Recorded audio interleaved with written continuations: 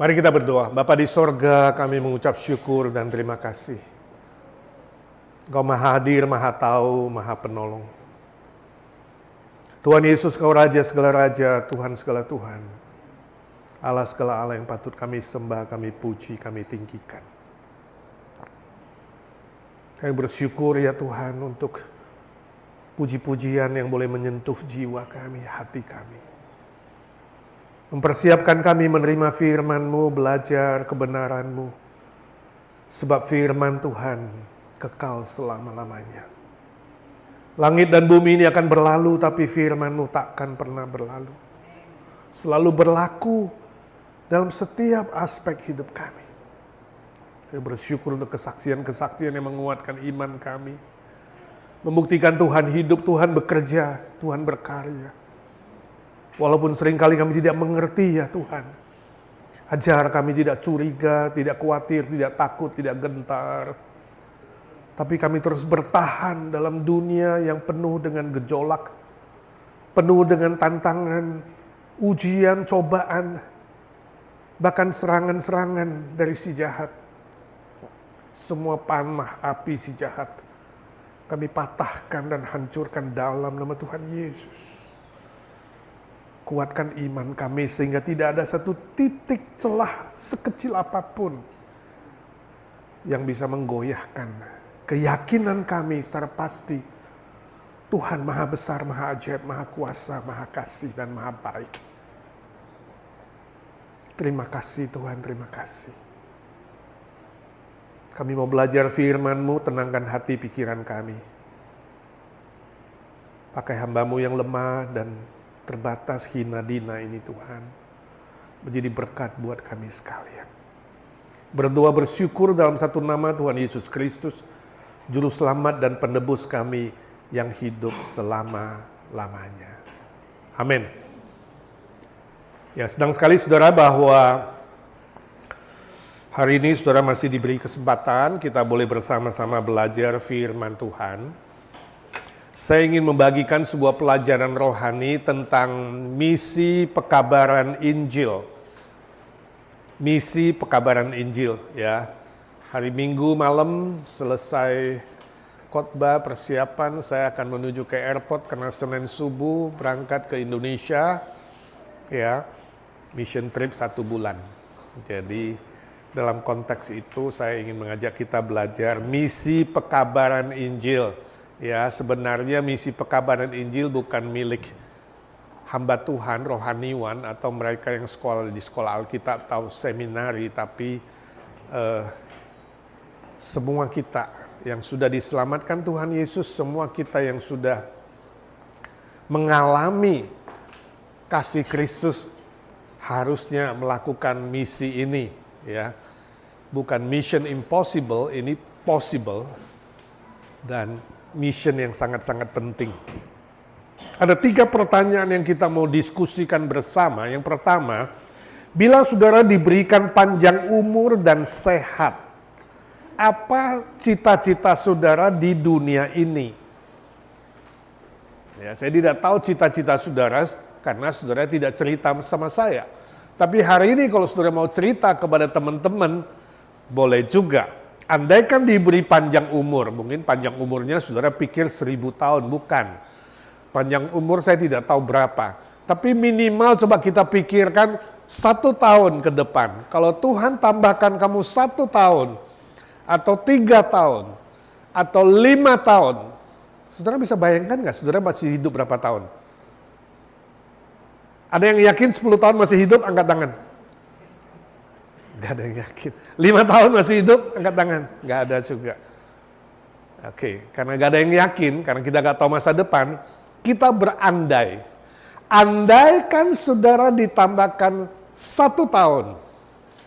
Jadi sampai tahun depan, sehat, dan seperti sekarang lah, gitu ya. Apa cita-cita saudara 1 tahun ke depan? Ko Iko gak punya cita-cita. Ko Jimmy. Oke, Ko Iko merencanakan bercita-cita 5 keponakan yang belum mengenal Tuhan dimenangkan bagi Tuhan. Puji Tuhan ya, cita-cita yang sangat mulia.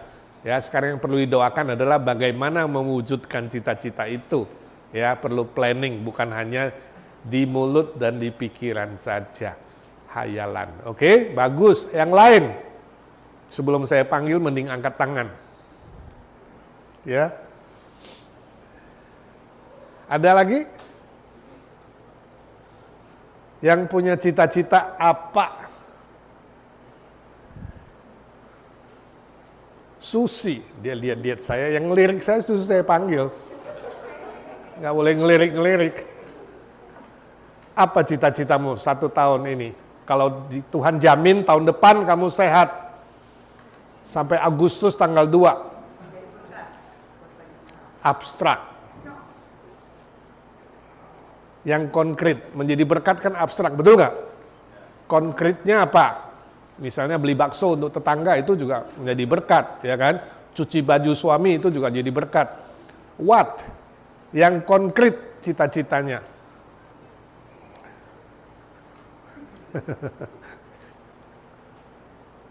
Ada yang mau sharing? Cifrida.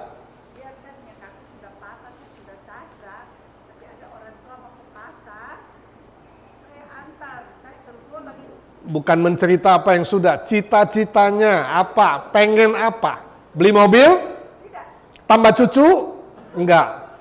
Tiap hari ke pasar, nolong orang? Bukan, apa? Orang tua mau ke pasar, Oke. Jadi Cifrida bercita-cita jadi tukang antar jemput. Puji Tuhan. Jadi saudara yang nggak punya mobil, mau ke gereja, mau ke pasar, telepon Cifrida ya, nanti coba minta. Ini cita-cita yang bagus.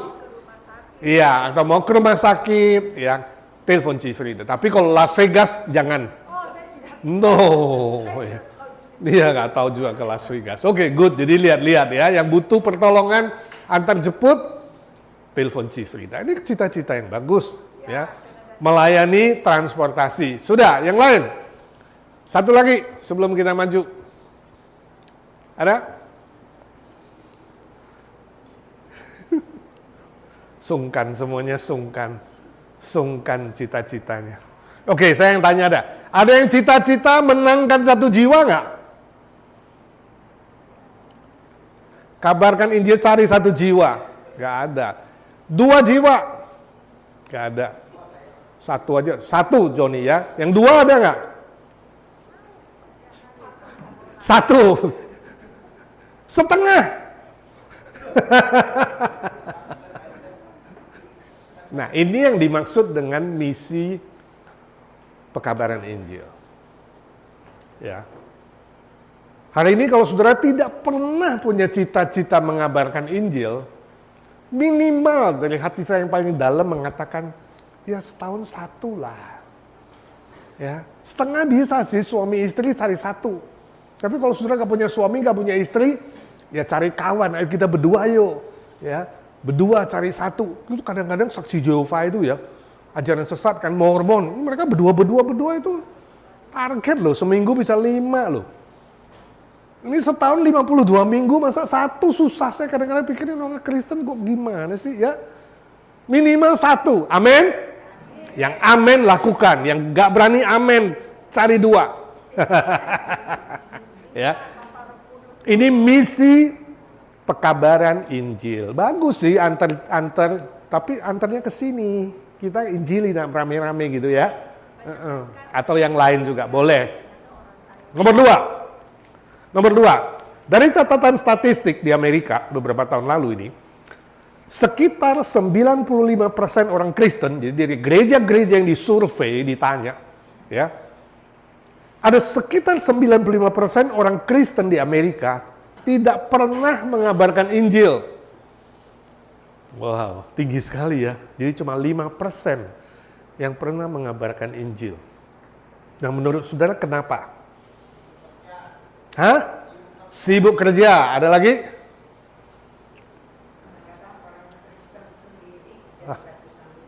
Orang Kristen jadi batu sandungan, jadi dia rasa dia gak mampu gitu ya. Gak kuat untuk mengabarkan Injil. Saya pernah bersaksi dan bawa teman Pernah bawa teman? datang di Ya, sini. ya. Terus dia merasa dia ada teman-temannya di batu sandungan gitu ya. Nah, begitu dia sudah mulai bergaul, ternyata dia kecewa. Kecewa. Dia bilang, oh, kok orang Kristen begitu ya, suka gosip. Oke. Kalau gosipnya benar, Jadi saya simpulkan supaya yang di rekaman bisa dengar nih, Ibu Nina bilang nih ya, bawa teman ke gereja, udah lama dia kecewa sebab di gereja banyak yang gosip.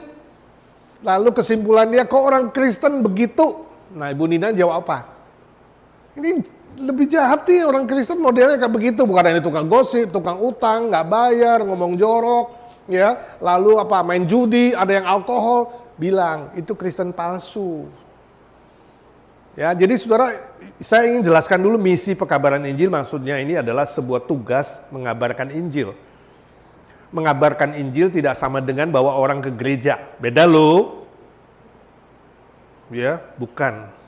Mengabarkan Injil bukan promosi, datang ke agensi, pengkhotbahnya ganteng, salah besar. Datang ke agensi, makanannya enak, salah besar. Itu bukan misi pekabaran Injil. Ya, bawa orang ke gereja, bisa nggak ketemu orang palsu? Gak semua orang yang ke gereja itu Kristen asli, Bu.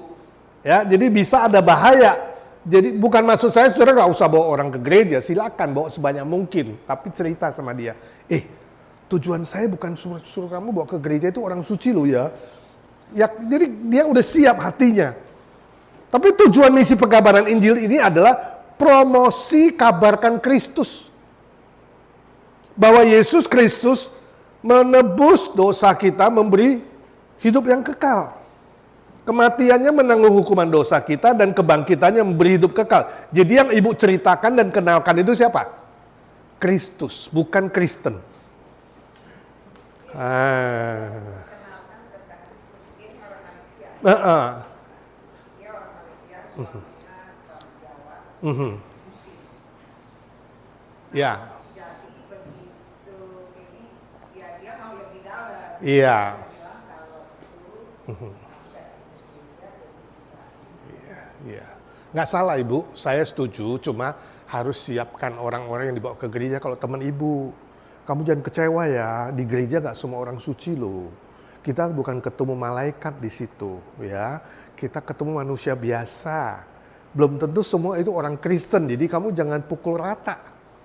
Semua yang ke gereja itu orang Kristen, bukan ya. Bisa aja ada orang-orang lain, ada yang datang mau jual kue, ada yang mau jual mobil, ada yang mau cari jodoh, ada yang mau ketemu Pak Pendeta, macam-macam motivasinya. Jadi saya bilang dulu dari awal, saya bawa kamu ke gereja ini bukan sorga, ya, bukan tempat malaikat, tempat biasa. Memang makannya gratis gitu, tapi jangan kecewa kalau nanti ternyata pelayannya ada yang galak, misalnya. Kamu jangan kaget, aku nggak tahu loh. Nah gitu, tapi coba-cobalah ya, kan kamu temanku, ya, gitu, ya. Jadi dalam membawa manusia ke gereja kita perlu siapkan juga, apalagi teman sendiri, nanti tahu-tahu dia salah ambil kesimpulan kan, satu orang kecewakan dia bilang, wah semua orang Kristen, bahaya. Jadi jelaskan dulu, ini bijaksana. Tapi yang saya maksud misi pekabaran Injil ini adalah mengabarkan Kristus, ya, memperkenalkan Kristus kepada dia, bahwa ada seorang juru selamat yang bisa menanggung hukuman dosa dia, yang memberi dia hidup kekal. Itu mainnya, utamanya. Yang lain-lain itu bonus, ya. Ya, sudah cukup jelas ya. Tapi kenapa ada orang di Amerika ini ada begitu banyak yang tidak mengabarkan Injil? Banyak alasannya, mungkin belum dipersiapkan, tidak punya pengetahuan, ya kan? Takut ditolak, ya, terlalu sibuk tadi ya. Lalu banyak hal, misalnya pernah dikecewakan sama orang Kristen, bisa saja dia kecewa. Jadi waktu kita perkenalkan Kristus, dia samakan Kristus dengan orang Kristen. Ya, yang mengecewakan dia Kristen, tapi yang ditolak Kristus. Nah, ini saudara harus jelaskan, jangan salah alamat.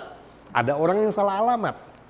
Ada orang yang karena ada halangan keluarga, dia harus menunggu kapan ini orang tuanya nanti siapa yang, ya apalagi yang tradisional Tionghoa, misalnya Chinese, siapa yang nguburin bapak saya?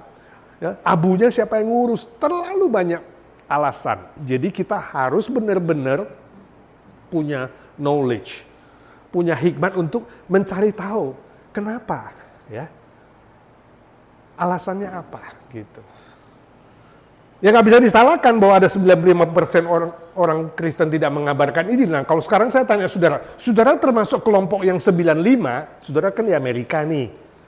Atau saudara termasuk yang 5. Nah kalau saudara selama ini nggak pernah mengabarkan Injil, maka saudara dikelompokkan kepada yang mayoritas, 95% itu.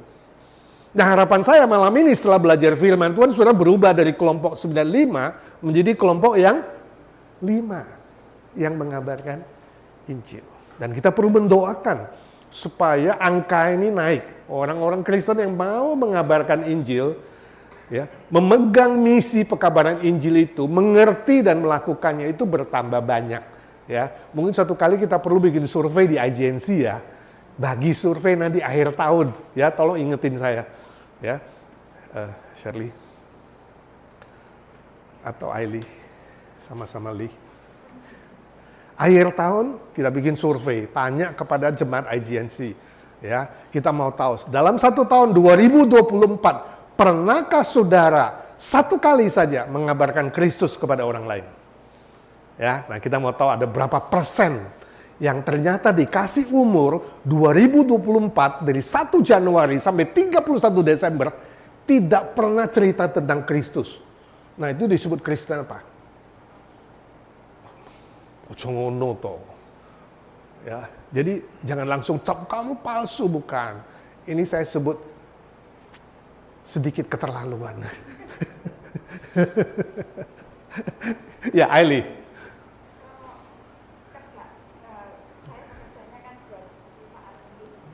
Ya, kerja di perusahaan. Oh ya, itu salah satu alasan. Ya, kenapa tidak orang Amerika tidak kabarkan Injil? Karena dilarang di tempat kerja, ya, dilarang oleh saya nggak tahu lah HNR dan something ya. Nah itu sebabnya butuh hikmat, ya. Tidak alasan untuk kita tidak. Iya betul, setuju. Ya, walaupun ada larangan-larangan, bahkan larangan pemerintah. Bukan alasan untuk tidak mengabarkan Injil. Nah, bagus, I like that. Ya, termasuk di Rusia, ya, di Iran, di negara-negara yang tertutup, ya kan, di negara tirai besi, di China, tetap Injil Tuhan disebarluaskan karena kita dikasih tahu harus mengabarkan Injil kepada semua orang. Ya, jadi bukan alasan sebenarnya, walaupun ada banyak alasan. Good, nomor 3. Apa kata Alkitab soal misi pekabaran? Nomor 3. Apakah misi pekabaran Injil dapat disebut sebagai usaha kristenisasi? Sebuah usaha kristenisasi.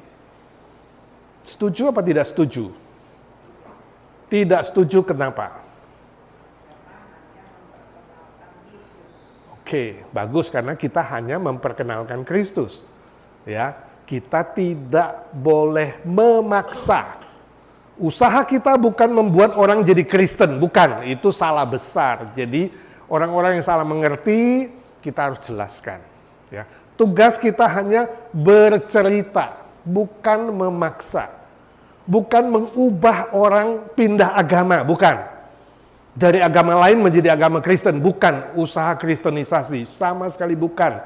Jangan saudara salah mengerti. Ketika Yesus mengatakan, kabarkanlah Injil kepada segala makhluk, bukan berarti apa? Ubahlah semua orang jadi beragama Kristen. Bukan, itu lain sama sekali. Ya, sebab kamu gak bisa mengubah manusia, temanku. Ya, sehebat apapun, sepintar apapun, kamu gak mungkin bisa mengubah hati manusia. Siapa yang bisa mengubah manusia?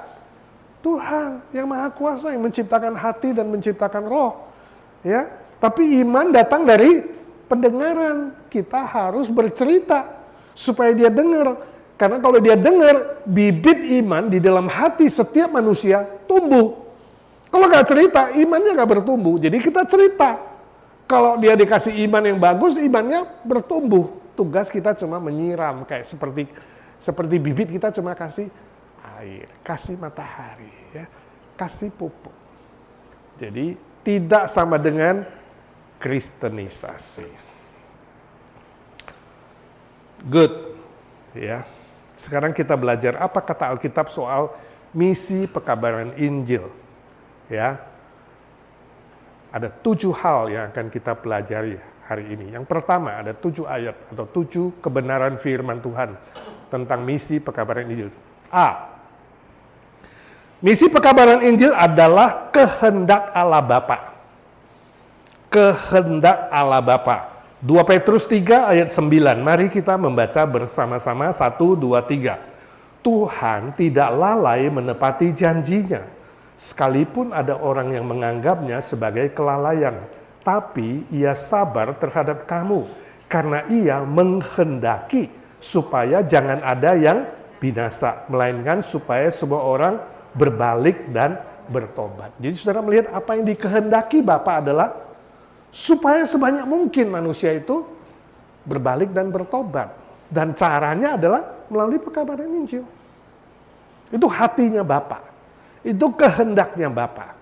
Bapa sendiri tidak memaksakan kehendaknya.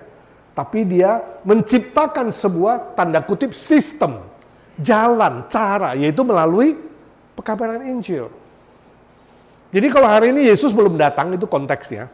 Yesus mau datang, kok gak datang-datang sih? Kiamat mau terjadi, kok belum terjadi sih? Kenapa? Dari dulu bilang Tuhan mau datang, kok gak datang-datang? Itu konteksnya. Lalu firman Tuhan menjawab, itu karena apa? Bapa ingin semua orang diselamatkan. Sebanyak mungkin. Ya, masih terus dikasih kesempatan. Lalu kapan Tuhan datang? Aku gak tahu. Ya, gak ada yang tahu. Tapi Tuhan masih memberi kesempatan demi kesempatan sebab hatinya Tuhan, kehendaknya Bapa supaya semua orang bisa berbalik dan bertobat. Nah, bayangkan kalau kamu punya papa yang baik sama kamu, ya, memberi semua kecukupan, kekayaan, karunia, lalu papanya cuma pesen, aduh kehendak papa, cita-cita supaya kamu nak, ya, tolonglah cerita tentang jalan keselamatan. Masa sebagai anak nggak mau cerita? Ya itu aja sih. Ya, simple aplikasinya. Sebagai anak harusnya kita belajar taat kepada kehendak Bapa. Nah, sering kali kita bilang, aduh gua nggak ngerti nih kehendak Tuhan buat gua apa. Ini salah satunya. Kehendak Tuhan buat kamu adalah mengabarkan Injil. Jadi jangan usah tanya-tanya lagi, repot-repot. Apa kehendak Tuhan bagi gue ya? Kenapa gue ditambah umur? Kenapa gajiku naik ya? Kenapa gue ditaruh di sini, di kantor ini? Kenapa ini? Salah satunya tujuannya apa? Supaya kamu melakukan kehendak Bapa. Lihat, lebih sensitif. Ya di rumahmu, di tetanggamu, di kantormu, pasti ada orang-orang yang bisa kamu cerita. Ya, jangan pikirkan kamu bawa dia ubah agamanya. That's not your business. Kamu pikirkan, siapa ini yang gue bisa cerita? Oh, sebelum cerita, gue mau ajak dia makan siang. Ya, saya mau kenalkan makanan bakso.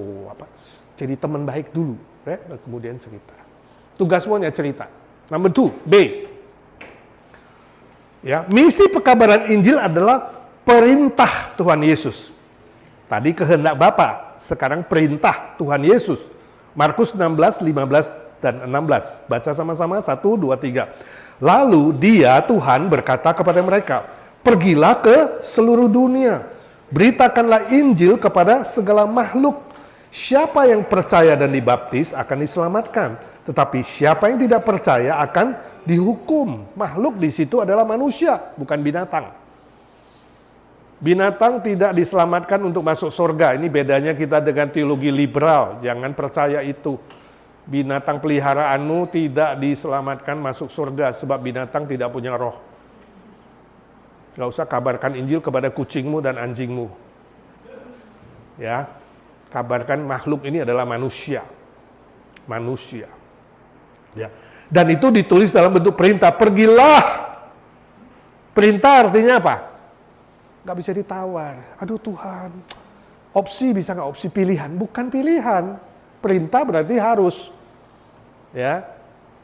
Nah, saya tanya satu pertanyaan. Saudara sungguh-sungguh mencintai Tuhan Yesus gak? Apa buktinya cinta? Yohanes 14 ayat 15, Yesus bilang, kalau kamu sungguh mengasihi aku, kamu melakukan perintahku. Ini perintahnya. You bilang you cinta, ya you lakukan. You tidak dilakukan, berarti cintamu gombal. Simple aplikasinya. Lu sungguh cinta, taati dong perintah Tuhan. Ya, yang sudah berkorban bagi kamu, yang sudah mati bagi kamu, dia cuma pesen, pergilah ke seluruh dunia dan beritakanlah. Ya, dia nggak bilang apa, menangkanlah, enggak, beritakanlah. Soal menangkanlah urusan Tuhan. Hasil soal urusan Tuhan, tugas kita adalah prosesnya. Mengabarkan, memberitakan kepada sebanyak mungkin manusia di bumi ini. C. Nomor 3, misi pekabaran Injil adalah tanda kehadiran kuasa Roh Kudus. Tanda kehadiran kuasa Roh Kudus. Kisah Rasul 1 ayat 8. Kita baca sama-sama, 1, 2, 3. Tetapi kamu akan menerima kuasa kalau Roh Kudus turun ke atas kamu.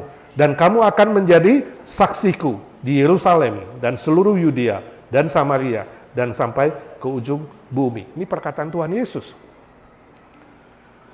Yang berjanji kepada semua murid-muridnya, kalau Roh Kudus turun ke atas kamu, hadir di dalam kamu, kamu akan diberi kuasa. Kuasa di situ dunamos, dinamit, dinamos, itu sama, dinamo. Artinya apa? Seperti generator, kecil, seperti bom, kecil tapi dampaknya besar sekali. Jadi kamu jangan kira, gak mungkin aku gak bisa lah, gak pernah sekolah, gak bisa ini, gak punya ini, gak mungkin aku bisa cerita tentang Injil, susah. No, kalau Roh Kudus di dalam kamu, sungguhlah di dalam kamu, kamu pasti mampu. Nah itu buktinya, ya, tanda kehadiran Roh Kudus di dalam kamu, kamu punya kuasa. Walaupun kecil, lewat perkataan, lewat perbuatan baik, ya, lewat sesuatu Tuhan pakai kamu. Dan kemudian dari bibir mulut kamu, kamu bisa cerita tentang Yesus. Ya, dimampukan. Gak mungkin gak mampu. Kenapa? Roh Kudus yang memampukan. Mulai dari Yerusalem. Yerusalem berarti yang paling dekat dengan kamu, keluarga kamu. Samaria lebih jauh lagi, itu orang-orang yang tidak sama dengan kamu. Kamu Tionghoa, dia Jawa. Ya, kamu Batak, dia Manado. Ya, Samaria, Yudea, lain dengan kamu. Bahkan sampai ke ujung bumi. Ya, gak ada batas, gak ada diskriminasi. Siapa saja, diutus kemana saja. Itu sebabnya saya tidak pernah menolak misi pekabaran Injil. Kalau Tuhan buka pintu, saya jalanin. Ya, saya jalanin. Walaupun sulit, banyak tantangan. Asal tidak ada emergency nyawa, saya jalani. Misi yang Tuhan buka, kita lakukan sama-sama. Sebab apa? Roh Kudus yang memampukan kita. Everybody bisa, everybody mampu. Gak ada alasan mengatakan, aku gak bisa. Berarti saya bertanya, sungguh gak Roh Kudus hadir di kamu? Kalau ya, kamu bisa. Lanjut, nomor 4. Misi pekabaran Injil adalah wujud kasih yang nyata kepada jiwa-jiwa yang terhilang. Kasih yang nyata, bukan yang abstrak, ya, bukan yang cuma teoritis, bukan, yang nyata. Yesus memberikan hukumnya, Matius 22 ayat 39, kemudian kita baca Wahyu 21 ayat 8, kita baca sama-sama, 1, 2, 3. Dan hukum yang kedua, yang sama dengan itu ialah, kasihilah sesamamu manusia seperti dirimu sendiri. Saya yakin kalau saudara sakit, ya, saudara mengalami sesuatu yang ada, saudara pasti ingin cepat-cepat merawat, betul nggak? Sakit gigi, cari dokter, pusing, minum obat, ada luka sedikit, taruh obat, mengasihi diri sendiri. Dan Tuhan Yesus mau kamu, kita semua, melihat orang lain seperti itu, melihat diri kita sendiri. Kalau saudara merasa butuh pengampunan dosa, saudara ceritakan dong. Pasti temanmu juga butuh. Kalau saudara butuh hidup kekal, bahagia, sukacita surgawi, pasti orang lain juga butuh. Sama. Right? Penting sekali. Kasihilah sesamamu manusia. Dan sebelumnya adalah hukum pertama mengasihi Tuhan, betul? Mengasihi Tuhan sama dengan mengasihi manusia, sama. Jangan bilang Tuhan nomor 1, manusia nomor 2. Sebenarnya sama, mengasihi Tuhan sama dengan mengasihi manusia. Wujud kasihnya apa? Mengabarkan Injil. Ya. Mari kita lihat Wahyu 21 ayat 8. Ya. Ini kasih khusus kepada jiwa-jiwa yang terhilang. Di sini jiwa-jiwa yang terhilang. Wahyu 21 ayat 8. 1, 2, 3. Tetapi orang-orang penakut, orang-orang yang tidak percaya, orang-orang keji, orang-orang pembunuh, orang-orang sundal, tukang-tukang sihir, penyembah-penyembah berhala, dan semua pendusta, mereka akan mendapat bagian mereka di dalam lautan yang menyala-nyala oleh api dan belerang. Inilah kematian yang kedua. Kematian pertama adalah fisik, kematian kedua adalah roh. Saudara melihat ini gambaran yang diberikan oleh Alkitab. Saudara melihat rombongan, itu semua ditulis dengan plural, jamak. Rombongan. Rombongan siapa? Rombongan manusia pada penghakiman akhir berjalan menuju ke neraka.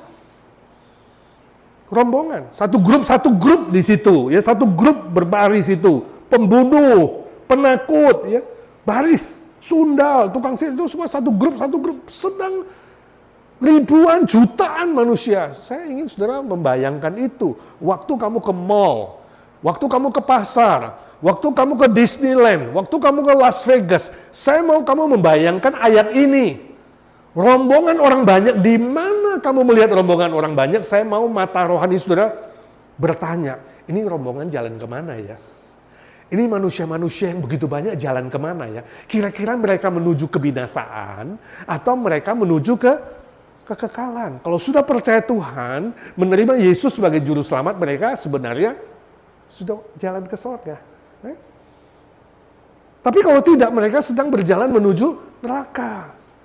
Dengan melihat seperti itu, ini namanya mata rohani, ini namanya mata misi, jiwa kamu akan digetarkan oleh Tuhan. Untuk apa? Kamu simpati dan mau cerita. Minimal tanya. Ya. Saya 1 minggu ini ketemu banyak orang yang tidak saya kenal. Saya tanya setelah ngobrol-ngobrol, termasuk di dalam telepon. Kamu believer gak? Are you believer? Kalau dia orang Kristen, pasti dia jawab yes, betul gak? Tapi kalau dia bukan, dia bingung, believe what? Believe what? Nah, ini berarti bukan. See? Hanya dengan satu pertanyaan, saya udah menggolongkan dia orang Kristen, orang yang percaya Yesus atau bukan. Right? Udah bilang, oh, I'm Catholic, what do you mean? Are you a believer? That's my question. Jadi Catholic believer nggak? Oh yes, what do you believe? See? Simple aja. Kalau dia bilang yes, saya tanya, lu percaya apa? I believe in God, which one? Saudara, tujuannya memperkenalkan Kristus. You believe in God? Yes, I believe in God too. Which one? Jesus Christ, the one who rose again from the death. See? Saya kenalkan yang punya saya. Karena saya nggak ketemu dia lagi, jadi saya belak-belakan aja ceritanya. Ya, yang saya percaya yang bangkit, yang dipercaya bangkit nggak? So, ini cuma pendahuluan dalam ngobrol-ngobrol. Tapi at least kita tahu, setiap orang yang Tuhan izinkan ketemu kamu, cuma 2 kemungkinan. Believer or not believer. Cuma 2 golongan itu. Saya nggak merasa saya menyinggung dia, kok saya cuma tanya. Ya, thank you, you so kind, talk to me. Are you believer? What do you mean believer? Oh, berarti bukan. See? Langsung saya udah golongin dan kemudian kita mulai bisa bercerita. Right? Kalau dia bilang, yes, I'm a believer. Are you Christian? Yeah. Saya tanya, kamu ke gereja mana? Where's your church? Right? Oh, Chino Hill misalnya. Okay, you go to church every Sunday? Yes. Last week? Yeah. Do you remember the sermon? See, ini diskusi ngobrol-ngobrol namanya kan. Would you please share to me something that you learned? See, saya kira itu sopan kok, bukan sesuatu yang menyinggung perasaan orang, ya kan? Toh saya meminta, tolonglah kalau dapat berkat ceritalah, ya kan? Kalau dia bohong nggak ke gereja kan dia bingung mau cerita apa. Oh iya sorry kemarin minggu lalu saya nggak datang. At least dia bisa menguatkan kalau dia bilang Kristen. Dia bilang Kristen tapi nggak pernah ke gereja gimana? Cuma napas Natal dan Paskah. Interaksi. Mulai kemudian apa? Membangun hubungan dan bercerita, mengasihi. Karena kita melihat ini golongan apa ini dia, rombongan apa. So anywhere, everywhere you go, selalu lihat orang banyak pikirkan dua hal ini. Dia rombongan mana?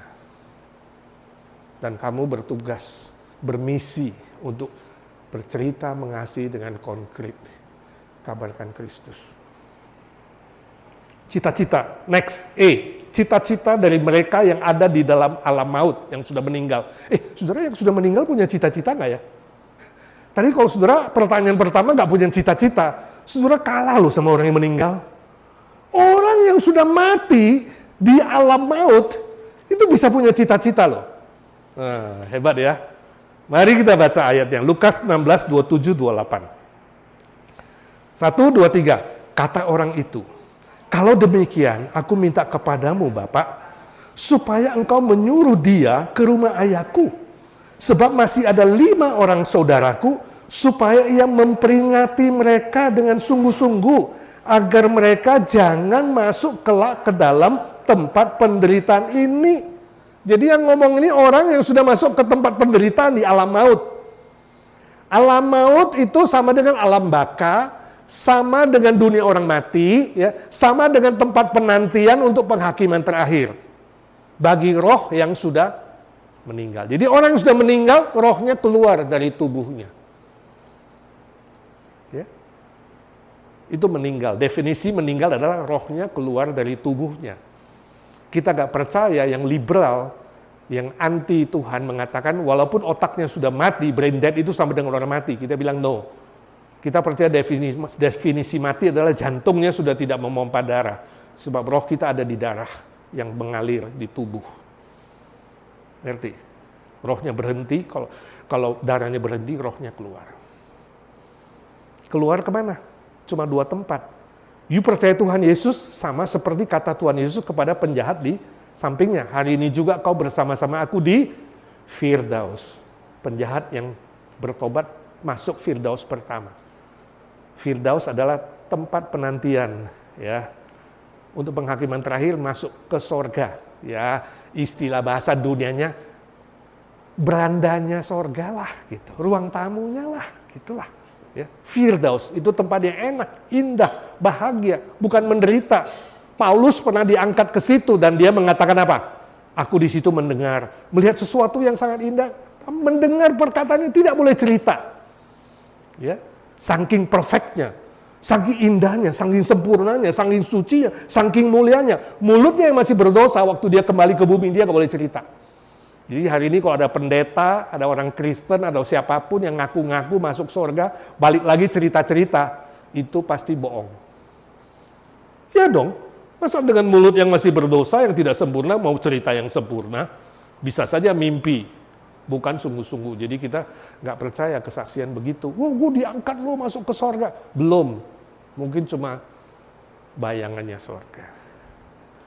Sebab apa? Rasul Paulus yang sudah ke sana dan dia balik lagi, dia bilang dia tidak boleh cerita. Luar biasa ya. Jadi saya ingin saudara melihat sorga itu begitu mulia, begitu indah, begitu hebat, begitu super, sampai mulut ini nggak bisa cerita. Kalau cerita, bukan sorga lagi. Itu bagi yang sudah percaya. Yang belum percaya kemana? Alam maut. Seperti si orang kaya ini, yang tidak ada namanya, nggak pernah disebut namanya. Di dunia waktu dia kaya mungkin dia disebut, panggil ini, wah tuan ini masuk TV, wah hebat, pemenang Nobel, pemenang ini, pemenang, wah biasa orang kaya disebut-sebut, betul nggak? Cuma sebentar doang, seminggu 2 minggu di majalah juga ada hilang, ya kan? Tapi di mata Tuhan, kalau juga percaya, namamu nggak disebut. Lazarus yang miskin, yang percaya Tuhan yang meminta-minta, itu disebut namanya Lazarus. Jadi jangan sedih kalau kamu di sini di dunia nggak punya nama, nggak dikenal, nggak ada siapa-siapa. Sering merasa, gue bukan orang siapa-siapa gitu kan. Gue nggak ada apa-apanya, jangan sedih. Di mata Tuhan kalau kamu orang percaya, kamu punya nama. Di dunia kamu boleh ternama, tersohor, terkenal, tapi belum tentu di mata Tuhan kamu bernama. Si orang kaya ini gak punya nama. Dia sudah masuk ke sana, dia sedih. Dia minta minum gak dikasih. Ya, sebab ada jarak yang jauh antara Firdaus dan alam baka dan alam maut. Gak ada pesawat terbang yang naik turun ke sana, gak ada. Bapak Abraham, dia lihat Lazarus duduk di pangkuan Abraham, itu simbol daripada kebahagiaan. Ya. Dia minta setetes air aja ke lidahnya yang kering, nggak dikasih. Menderita, susah.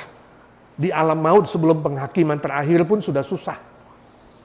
Ya, itu sebabnya saya ingin saudara punya hati simpati sama mereka yang belum percaya. Jangan sampai susah di situ.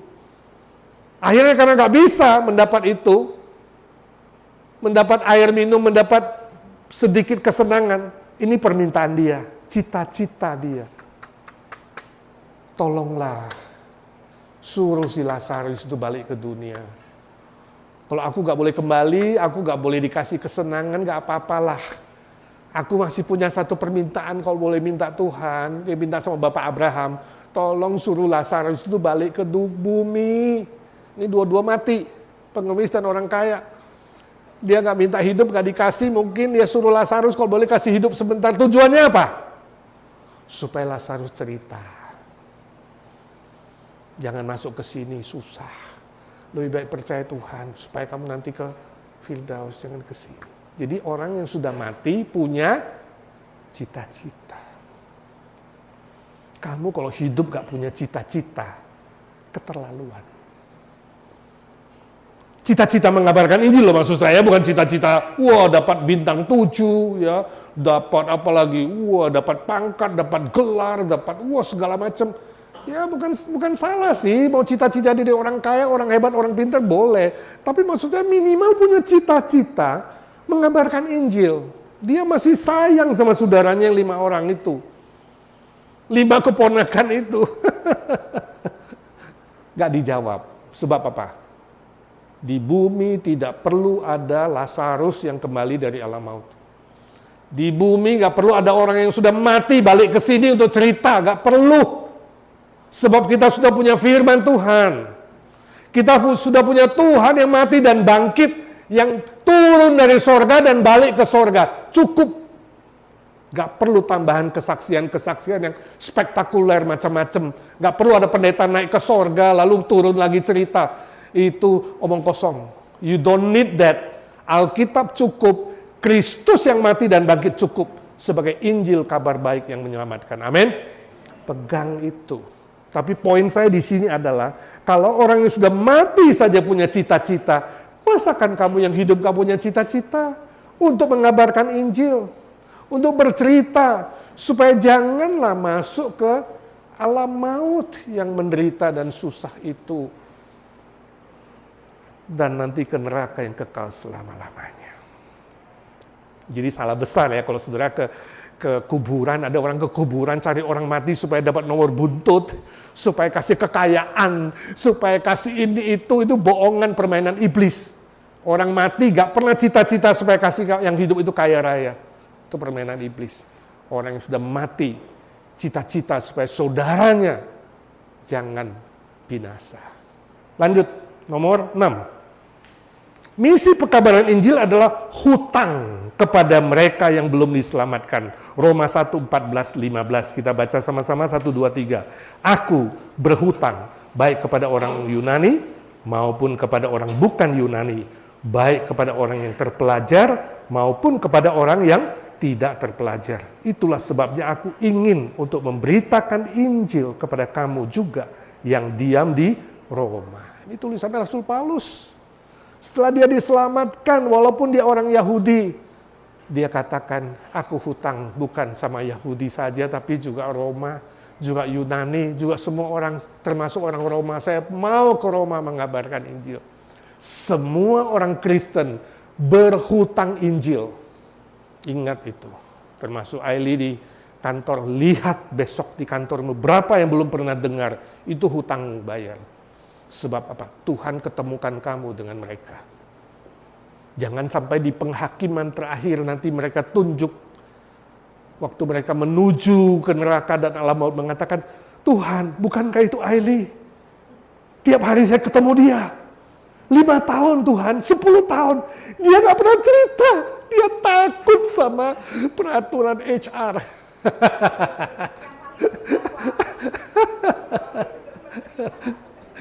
Jadi hutang Injil kepada suami yang belum percaya, Hutang Injil kepada temanmu yang belum percaya. Bila perlu kamu memelas, mengatakan izinkan saya cerita 5 menit aja. Saya bukan suruh kamu jadi orang Kristen. My purpose, my mission bukan supaya kamu jadi orang Kristen. I cannot change you.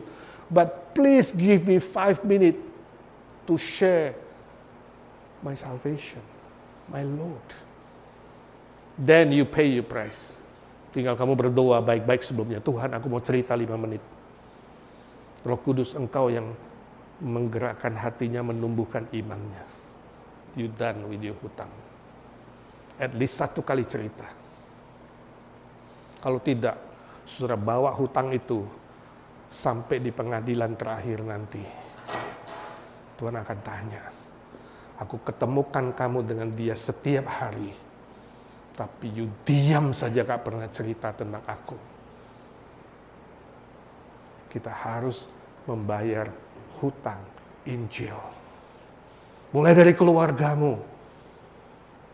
Mau diapain, diomongin, katakan, saya harus bayar hutang. Tugas saya cerita. Please let me pay hutang Injil. Ya, minimal 1 kali. Terakhir, misi pekabaran Injil adalah persiapan menerima pahala yang kekal di sorga. 2 Timotius 4, 7 dan 8. 2 Timotius 4, 7 dan 8, persiapan menerima pahala yang kekal di sorga. Kita baca sama-sama 1, 2, 3. Aku telah mengakhiri pertandingan yang baik. Aku telah mencapai garis akhir dan aku telah memelihara iman. Sekarang telah tersedia bagiku mahkota kebenaran yang akan dikaruniakan kepadaku oleh Tuhan, Hakim yang adil pada harinya, tetapi bukan hanya kepadaku, melainkan juga kepada semua orang yang merindukan kedatangannya. Kedatangan Kristus kedua kali akan memberi pahala, mahkota kebenaran. Oh, tentunya ada mahkota-mahkota lainnya, tapi saya tidak mau cerita hari ini tentang mahkota. Lain kali kita belajar ada berapa mahkota yang akan kita terima. Tapi hari ini minimal dari Rasul Paulus kita belajar, dia berjuang sampai akhir, mengakhiri pertandingan yang baik. Ini pertandingan rohani, saudara. Iblis gak suka, pasti menyerang kamu. Kamu jangan merasa, kok gue mau tambah giat mengabarkan Injil, ada aja cobaan, ujian, halangan. Baru mau cerita sakit perut lah, inilah, itulah. Tanding, ingat, ini pertandingan. Ibarat kamu bertanding lebih dari Olimpik, sekarang Olimpik nih ya. Lebih dari Olimpik. Whatever kamu tanding, ingat. Ya, jangan mundur. Sampai akhir. Aku telah mencapai garis akhir, gak setengah jalan. Ya, jangan cuma angot-angot, panas-panas, anget-anget, kotoran ayam. Cuma di depan saja, habis seminar, habis denger ini semangat 2 hari doang, lalu kempes. Ya, jangan jadi bola yang kempes, jadi bola yang punya udara. Makin ditekan, loncatnya makin tinggi. Makin ditekan, lompatnya makin tinggi. Makin keras, lompatnya makin tinggi. Kalau tidak ada udara, balonmu kempes. Langsung gembos. Ya. Sampai akhir. Aku telah memelihara iman. Gak bisa digoyahkan dengan apapun. Walaupun Rasul Paulus diserang dengan sakit penyakit, diserang dengan aniaya, diserang dengan badai topan, diserang oleh kejahatan-kejahatan lainnya, penjahat-penjahat, dia tidak pernah mundur, bahkan dijebloskan ke dalam penjara, tetap mengabarkan Injil. Misi pekabaran Injil tidak bisa dihalangi oleh apapun, sebab kita tahu ada pahala yang menanti, lebih dari piala Olimpik, lebih dari medali emas, lebih dari segala-galanya, karena semua itu sementara. Pahala yang disediakan Tuhan kekal selama-lamanya. Itu sebabnya Paulus mengatakan, kalau aku mati, aku untung. Mati adalah keuntungan bagiku. Bagi orang Kristen mati bukan momok, mati bukan bahaya, mati bukan menakutkan, mati itu keuntungan. Sebab kita bersama dengan Tuhan dan pahala sudah menanti. Tapi kalau masih hidup, Paulus mengatakan, aku harus berbuah bagi Kristus. Filipi 1, 21 sampai 20 dan 21. Ya, 21 sampai 22, baca itu. Itu filosofi of life dari Rasul Paulus. Bagiku mati keuntungan. Hidup adalah berbuah bagi Kristus. Kalau Tuhan masih kasih aku hidup, aku harus berbuah bagi Kristus. Wah, hebat sekali ya, itu cita-cita dia. Saya harap ayat ini menjadi pegangan kamu. Kalau orang tanya, apa cita-citamu? Katakan, kalau aku masih hidup, aku mau berbuah bagi Kristus. Buah Injil, mengabarkan Injil. Mulai hari ini, saudara, aplikasi pertama, doakan 1 atau 2 orang, bukan setengah orang. 1 atau 2 orang anggota keluarga atau teman yang belum mengenal Kristus. Lalu carilah kesempatan untuk menceritakan Injil Kristus kepadanya. Minta tolong kepada Roh Kudus yang memberi saudara hikmat, kuasa, kesabaran, kekuatan untuk melakukan misi pekabaran Injil semasi diberi kesempatan hidup di dunia ini. Jangan tunggu sampai tidak bisa bicara baru menyesal. Ketika masih bisa berbicara, ada waktu, ceritakan Kristus. Itu yang terpenting. Aplikasi kedua, coba catat hal-hal apa saja yang menghalangi saudara untuk mengabarkan Injil Kristus. Catat itu. Apa yang menghalangiku ya? Pekerjaankah? Sakit penyakitkah? Ketakutankah? Pengetahuankah? Apa yang menghalangiku? Peraturan kantorkah? Apa? Ya, catat itu semua satu persatu, lalu cari jalan keluar untuk menghadapinya. Minta Tuhan yang tolong memberi saudara hikmat supaya saudara bisa menghandle semua masalah itu dengan pertolongan Tuhan. Ya, lalu buat ya cita-cita yang real, bukan hanya cuma ngomong, yang nyata, planning. Ya, bulan depan dalam 30 hari aku mau telepon ini temanku setelah aku doakan 30 hari. Aku mau ajak dia makan bakmi spesial. Ya. Aku mau mulai ada pembukaan ngobrol dengan dia dari hal duniawi kepada hal sorgawi, dari hal-hal biasa kepada hal rohani. Ya. Planning. Pertemuan kedua, aku akan mulai menyentuh soal apa yang dia yakini selama ini. Planning. Tuhan yang kasih hasil asal kamu planning dengan baik. Buat rencana melakukan amanat agung Kristus. Siapkah saudara? Kurang keras. Siapkah saudara? Amin. Siap, puji Tuhan.